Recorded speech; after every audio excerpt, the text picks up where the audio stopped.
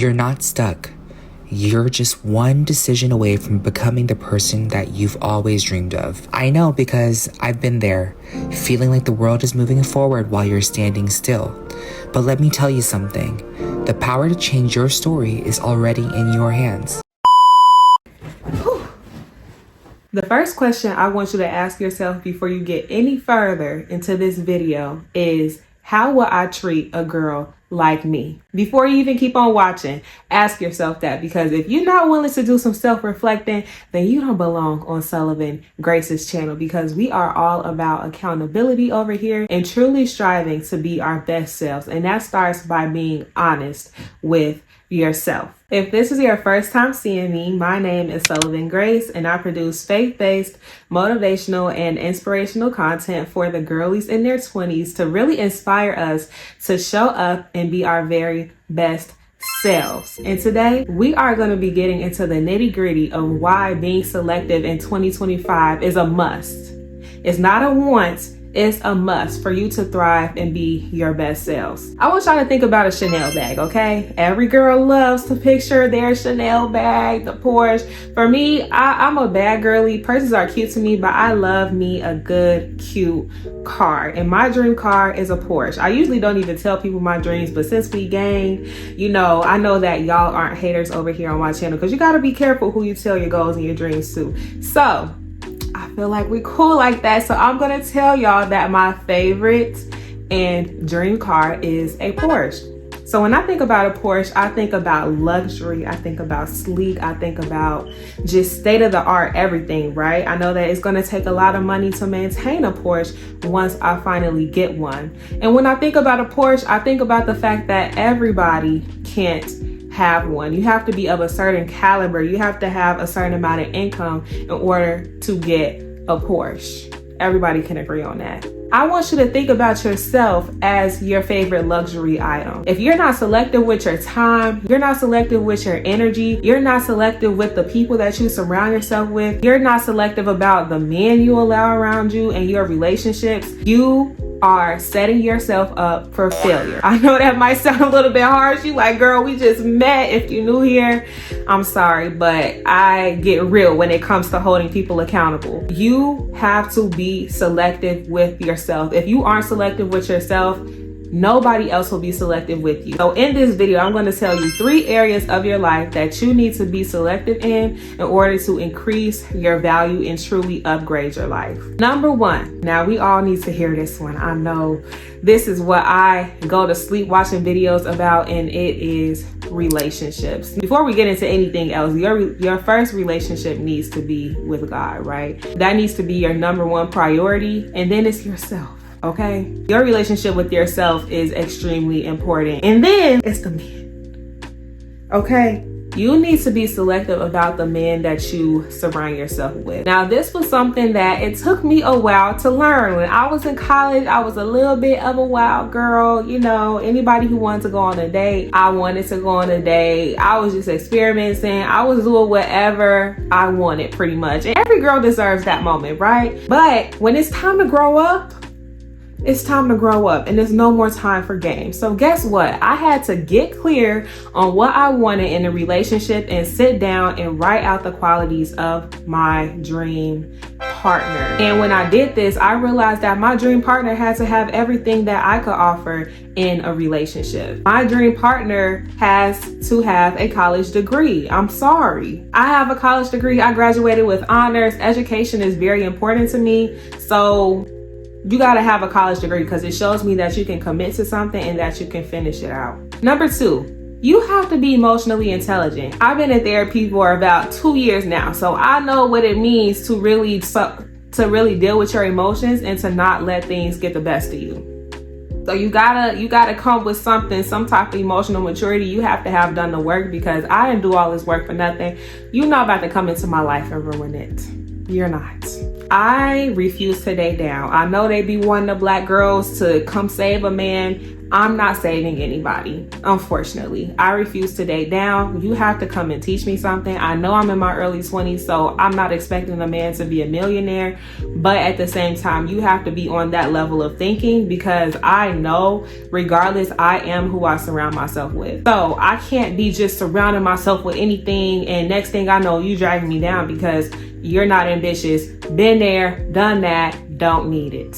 Okay? So it's important to, yes, get your experiments out, see what you like, see what you don't like. But when you're ready to get serious, make sure you sit down and write out what you want in a partner and reject anything that does not align with that. So I'm not just going to be accepting anything that comes to me. Like this boy asked me out, he was a rapper, he was cool, I really loved his vibe, but a vibe is not gonna get us to where we want to be in life. Like, I'm thinking long term. You gotta think long term if you're gonna be around me. Number 2, a man invited me to his Christmas party at his job, and like the way that he approached me was just super off, and he slid in my DMs and was like, yo, like, pull up to this Christmas party at my job, we get a +1. And do y'all want to know that I almost went until I had to come to my senses. Sometimes you just got to have a conversation with yourself. What are you doing, Sullivan? And I said, wait, I'm going out of my way, which means I'm actually putting myself in a deficit because I have to pay for parking. I have to go out of my way downtown to accompany you at a Christmas party, and you didn't even have the decency to ask me formally, will you go with me? And number 1, that's a cheap first date. Like, if this is supposed to be us dating and this is your way of getting to know me and you don't have to spend no money because the Christmas party is already going to have food, you're out the door. You got to be willing to throw these men out. I'm sorry, but it's like, you know, you just kind of got to be a drill sergeant when it comes to your standards for yourself, because if you don't have any standards, then you'll just accept anything. And again, we are rare commodities. We know that we are the prize, so we don't just give ourselves away to anybody or anything that approaches us because we're so grateful to have the attention. Oh my gosh, he thinks I'm beautiful. I've never been called that. Call yourself beautiful in the mirror every morning and keep it moving. We don't do weird men around here. So let's start there. Number 2 thing that you have to be selective with is your friendships. Now, for me, I'm a girl that gives a lot in my friendships. I am very emotionally intelligent, like I said, and I just naturally, y'all know I'm a motivational person. If anybody is going through anything, I'm always there for them. But it got to a point where I was giving, and I wasn't even receiving anything in return. That really hurt me because, you know, when you give so much, it's natural to expect that, and it's okay to hold that expectation. It's okay to have expectations in friendships. And if you're a person that gives a lot, I'm not expecting anything that I can't give out. So if I'm noticing that I'm on the phone with you and every time I end being on the phone, I feel depleted because I just poured into your cup and got nothing in return, then I'm going to have to reevaluate. I am, unfortunately, because anything that I give, I can expect to receive. And I know that the right people will align with me. The people that will push me, the people that will motivate me to do better will all come in divine timing in God's plan. So I can never, ever stoop my standards. And if people don't meet that, that's okay. People will drop off, but you have to know and be confident in the plan that God has for you and know that the right people will come along. Even if it's for a season, you know, you're there when I need you. I'm there when you need me, and we can get along and be best buddies. And the third way that we need to be selective with our lives in 2025 is with our time and environments. I was recently on a networking call with a woman who was very high up in corporate, and she told me, she's probably a millionaire. I would not be surprised if she was. But one thing she told me was that my time is more valuable than money. Like, my time is more valuable than money. If you have a certain block of your day that you know you want to be productive in, be productive in that block of time. If you know that going to a certain environment and kicking it at the club with the girls is not productive of your time because you're going to be sluggish in the morning for a commitment that you have to be at, you just can't go out to the club and drink at like everybody else. That's not your portion. If you're being called to hire, you're being called to hire. So you can't worry about what everybody else is doing.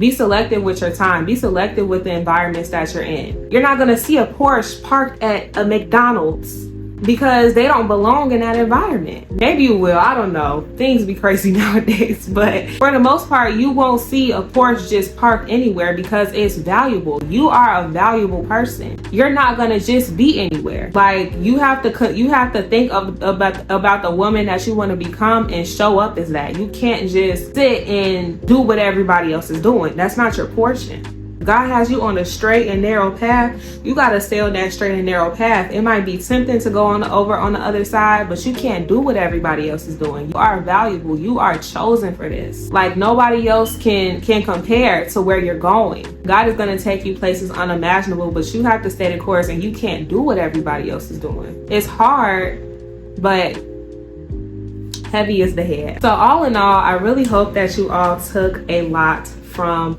this video. It is extremely hard to start implementing these things into your life, but I promise you, once you start carrying yourself with that certain air of selectivity, and you know that I can't just be anywhere, people treat you accordingly. When I was in college and I was going through my little phase of just testing the waters and seeing what was out there, my DMs was full. Like, I had a roster of 10 at one point. Like, everybody and their mama wanted to be around Sullivan, and I was just now finding myself and finding my light and finding who I was. So I was in environments that I knew I didn't want to be in and that I wasn't supposed to be in, because I still carried that. I still carried that sophistication about me, but I was continuing to surround myself in environments that weren't for me because I wanted to fit in and I wanted to pursue something that I knew in my heart wasn't for me, to a lifestyle that I knew in my heart wasn't for me. And God had to snatch me up out of that. Like, I had a really bad dating experience with this boy that I met on this dating app. I may tell it one day. I'm actually still so embarrassed about the situation. It happened a year and a half ago. But, you know, it took that situation for me to really realize that this is not where God wants me to be. Like, this is not the lifestyle that I'm supposed to be living. I'm not supposed to be doing this. This is not who I am. And once I realized that, I had to make my 180. But you have to realize how valuable you are before anybody else does. If you don't know inherently who you are, nobody's going to treat you with that value because you don't even know you're valuable. So why would I go out of my way to treat you better than what you treat yourself? Why would I go out of my way to value you higher than you value yourself? People don't think like that. You got to show people how to treat you. You got to teach people how to respect you. So carry yourself with some valuable essence about you in 2025. We're not playing over here on my channel. All of my girls are going to be walking with that air of confidence because we are the prize. We are the ones. We are valuable. We add value to people's lives. Our energy adds value. We are valuable. We have valuable habits. We are millionaires. We're speaking that into existence. We are God-fearing. We have kingdom wealth. All of this is so important to just adapt into your psyche, because when you don't adapt that, you don't have positive habits and positive mindsets, and you just allow your limiting beliefs to control you. Because everybody got limiting beliefs. You know, like, I had a limited belief before I made this YouTube video, like, I just don't want to do it. This video isn't going to get any views. But if I say that, then that's exactly what it's going to be. So I have to show up for myself, because how can I expect other people to show up for me if I'm not showing up for myself? So overall, I'm rambling at this point, but I really want to get the message across that you need to treat yourself how you want others to treat you, and show up with that value that you know you add to the room, and watch everybody else fall in line. This is Sullivan Grace, and I hope that you all got a lot from this video. Please don't forget to like, comment, and subscribe. Let me know what you think, and I will be sure to interact with you all. Until the next one, I love you so much, and God loves you even more.